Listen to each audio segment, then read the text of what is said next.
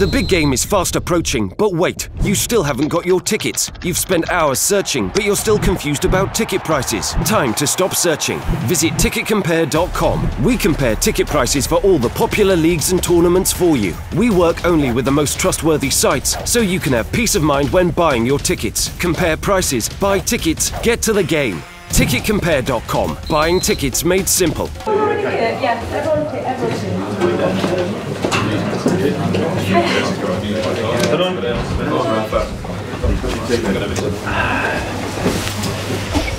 we go.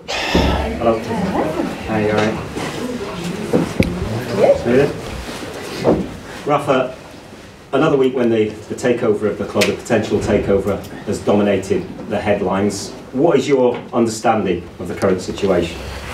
What I said before, when I was talking with Mike Ashley, he told me that the takeover will not go through.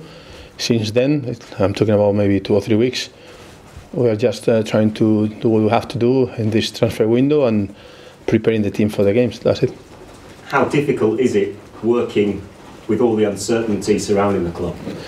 No, in terms of players and training sessions, nothing changed. So we continue doing exactly the same. In terms of the transfer window, we have some targets, we have some names, the club has the names, and then we are trying to progress. Have you spoken to Mike Ashley in the last week? Yep. And what was that conversation about? Was it about transfers? Yep. And what has he told you? We will try to do something. So he has the names, and the club will try to sign the players that we gave to them. Do you know your transfer budget now? It doesn't matter if they have the names and they try to do it. It doesn't matter the figure. It's just be sure that we do what we have to do. Are you in the market for loan players purely, or will you be allowed to bring permanent signings in? No, anyone good enough to improve our squad, and help the team to stay in the Premier League. Aaron Lennon is the latest name to be linked today. Is he someone that we'd like to bring up here to Newcastle? There are a lot of names in the press, so we don't talk about names, but you say it's the last one maybe, but I am sure that in a couple of hours will be another one. So I think it's better to just to understand the position. The position is that we had a meeting, everybody knows what we need, and the club will try to sign these players. If the takeover of the club doesn't happen, does that cast a doubt over your future? My future is tomorrow against Manchester City. That is the main thing for us, so that's it. Well, Manchester City, you did take some criticism for the tactics during the first game, even though you very nearly got a draw and it very nearly came off. Will you adopt a similar approach for the game at Manchester? I said after the game that I am a manager and I have to try to do the best for my team. So we have some chances at the end. We could draw the game. So we'll try to do well. We'll try to score goals because it's the only way to win games, and then we'll try to defend well at the same time. Is it a good time to be facing them off the back of the defeat at Liverpool? Not really. I think that they are so good that any time is bad to play against them, but we'll try to do our best for sure. When you look at the players and the spending power that they have, and this week Alexis Sanchez, Manchester United, and the figures being talked about there, are you slightly envious of the transfer budgets that some of these clubs have? I have what we have, and then I will try to do my best with this team and with these players. Cheers. Rafa, just quickly reflecting back on that Swansea, we heard from Jamal Lascelles right at the turn of the year, and he talked about momentum as being so important for the squad. How frustrating was it to lose that momentum in a game that maybe many people thought you should have won against Swansea?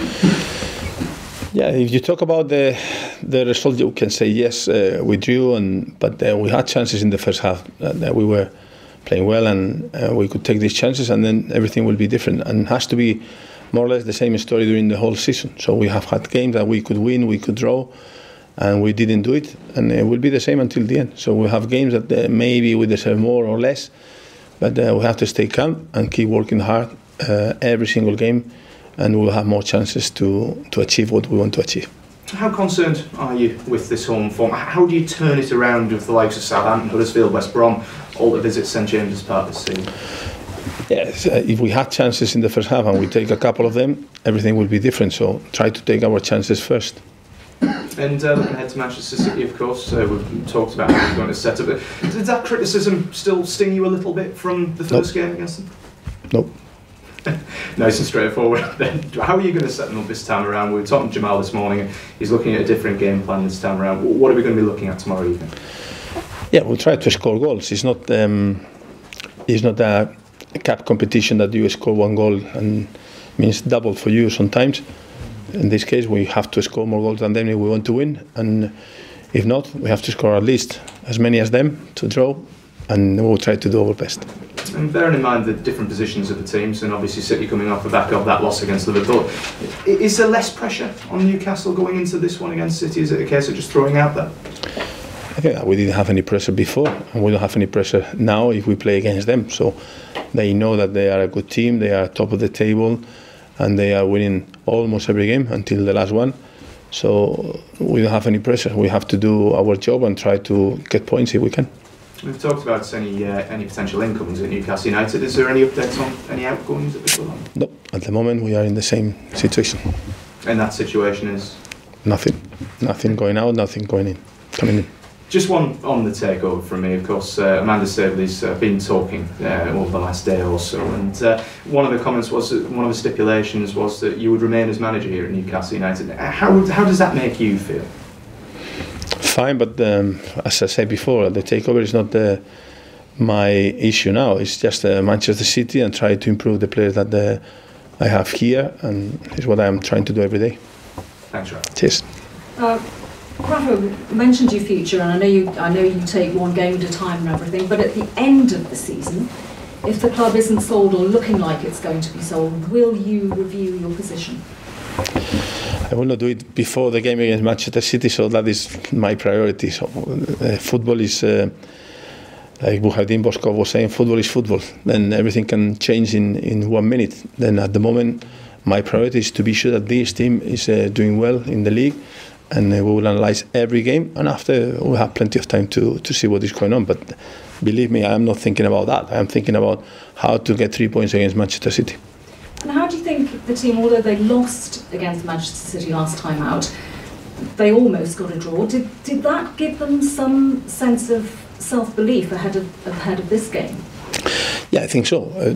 I said before the game that we were analysing a lot of games that Manchester City was playing, and different systems, different approaches, and then still they are winning. So if they say, this team did really well, but they lost 2-1. And they did really well. They lost 2-1, they lost 4-1, they lost 4-0. So then everybody will have an opinion, and we will try to bring the best for our players for this game. And we have confidence that we can do it, and also we know that it's a very difficult task.